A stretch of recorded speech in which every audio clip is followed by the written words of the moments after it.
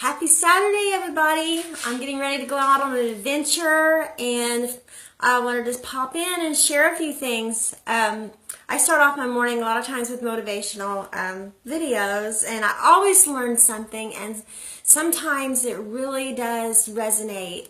And so I wanted to share it with you because I know someone out there it'll help too. So I'm starting my day off positive, starting my day out happy, and I hope you are too. So this is Tina Marie coming to you from Bloomfield, Indiana. Let me know if you're on here live, and if you're not, just let me know it's a replay, and we'll talk here later today. Hey, Rose. Rose is going to start off our day on a positive note. So I'm just going to share what I learned this morning from my morning motivational series that I listened to. So if you notice on the title of this, is 99% of who we are is untouchable and is invisible. Now think of this. Think back to your earliest memories. I can think back to maybe I was 3 or 4, and I can remember certain things I felt.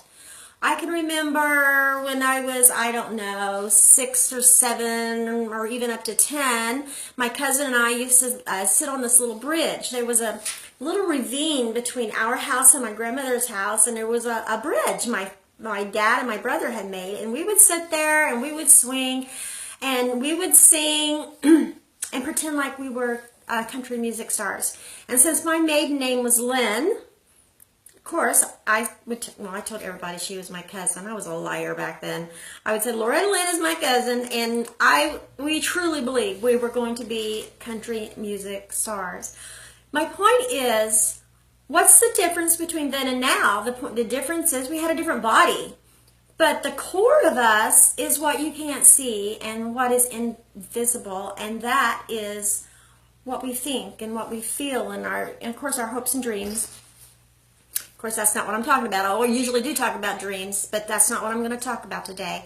I'm going to talk about how we limit ourselves and how we can start working on that. So it's really important. 99% of who you are is invisible and untouchable. Hey, Vanessa. So you can choose your greatness. And I know think it's like, what? You can choose your greatness. And let's talk about the difference in people. People that are limitless, in other words, they don't put limits on it is all the difference between them and the people that do put limits on themselves is just how they think. Now, one thing you may have noticed, there are people that always want more. They put limits on themselves. So no matter what they have, they aren't appreciative of what they have now. So if they have $100,000 in a bank, that's been their goal, and they get it, and they're like, you know what, that's not enough. Because if you can't appreciate where you are right now with that $10 in your bank, you sure as hell can't appreciate it on all those steps later. You always want more. Now, ambition isn't in itself bad, but you have to be able to appreciate and stop putting limits on yourself. Here's another example of putting limits. You've got the people where, say your best friend says, hey, come and spend the night with me, we're going to have so much fun. And they say, well, I don't know if I can. Where would I sleep? They say, oh, well, I've got a cot. You can sleep on that cot. And they're like, oh, no, I got a bad back. I don't do cots. I can't stay. And then another friend, or that same person, they said, well, I don't know. What are you going to have for breakfast? And they're like, oh, well, I really don't have a whole lot of groceries this weekend, but I got some grapefruit, and maybe that grapefruit, it does have little spots, but it's going to be okay. The friend with limits says, oh, no, I couldn't eat no grapefruit. I can't stay. I can't eat grapefruit, and believe me, if it's got a spot, I'm not going to eat that. So these are the type of people that have put limits on themselves. Another type of friend, you can say, hey, you want to spend the night? And they'll say, you got a place? Oh, no, well, I just got a room in there kind of by the stinky bathroom. It kind of stinks, but I really would like to have you stay the night. And that guy goes, hey, I don't care. I'm going to have fun. I'm going to come over. That's an example of a person that has made themselves limitless, not limited their happiness, not limited their experiences. I know that's really like big with spectrum, but it just gives you an idea how we put limits on ourselves. Because I know every one of us will say, oh, I can't do that. You know, I'm not smart enough. You know, I'm whatever. I know people that, how about this? You have a secret goal, thing you want to do in life that you're afraid to tell a certain person because you're afraid of how they might react or they might poo-poo you. So there's a lot of different ways we put limits on ourselves. Another way we put limits on ourselves is this statement. You know, Sally hurt my feelings. No, Sally didn't hurt your feelings. Sally can't hurt your feelings. Your feelings, if you get your feelings hurt, you just give permission for that to hurt your feelings. No, it's like you can't be happy unless you give yourself permission to be happy. The moment you do that, you have put limits on yourself. So to achieve your greatness and whatever greatness means to you, you have to start taking limits off. Like letting other people decide how you should feel or how you should react or get into here. Because remember, 99% of who we are is invisible and untouchable. It's who we are inside. So we have to think about that. We have to be able to appreciate who we are and not put those limits on here. It's all about our attitude towards circumstances. Another example of a limitless person is that when things happen and everything happens in your life is actually an opportunity.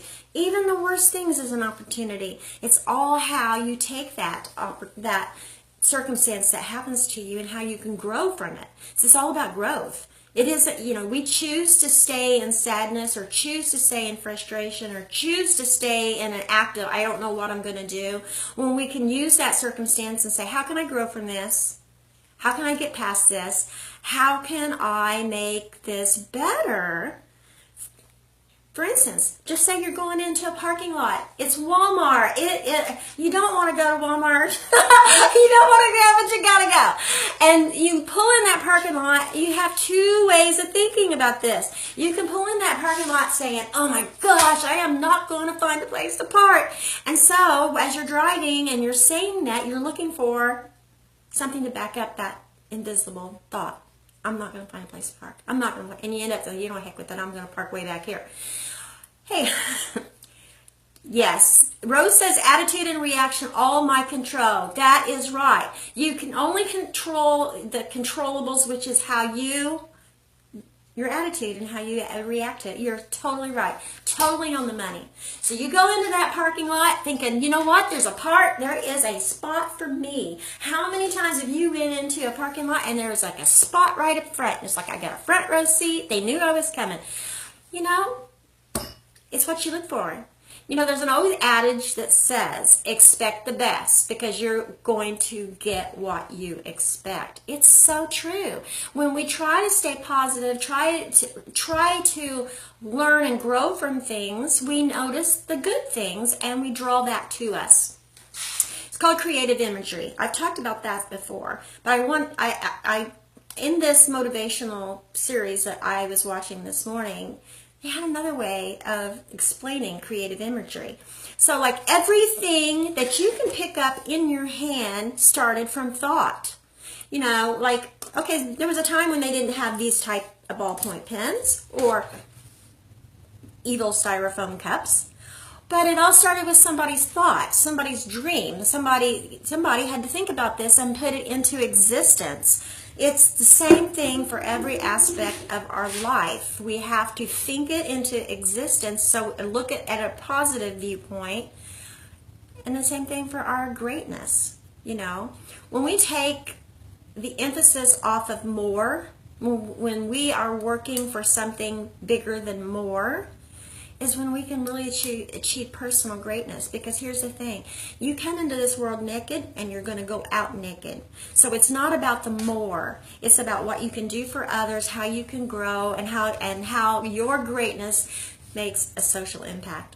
So guys, have an amazing day and start looking for that parking lot today. You get out, Don't let that lie come into your mind. There's not a parking lot. No parking space. There is one. I love you guys. Have a great day. Be nice to yourself.